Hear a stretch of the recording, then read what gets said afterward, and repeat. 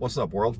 Just got back from the gym this morning and I was reminded of a story about comparison while I was there.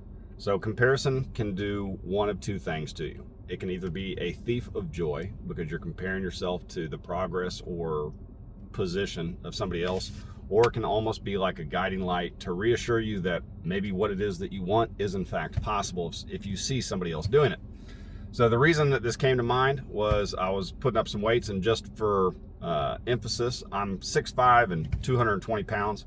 I know that I'm a tall guy, but I don't feel like that I'm a big guy. However, there was another guy that was in there that was clearly very early on in his fitness journey. And so the weights that I was putting up, when I got done and I took a break, he was like, "Good God, man, that looked heavy." And I started laughing. He's like, "Hey, man, I'm sorry, I didn't mean to interrupt." I said, "No, you're good." So it just takes time and repetition. That's all that it is.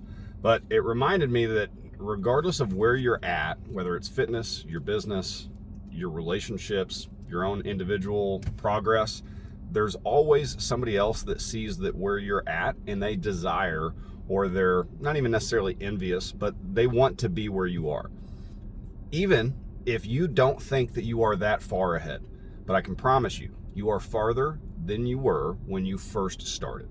So there's always going to be a destination or a finish line that we're chasing. And unfortunately for a lot of entrepreneurs, we move that goalpost on a regular basis. Just remember, if there's somebody else out there that's doing the thing that you want to be doing, allow that to reassure you that it's possible. But don't sit there and compare yourself to somebody else and just be discouraged through the process. Just something that came to me today. Hopefully you guys enjoyed it.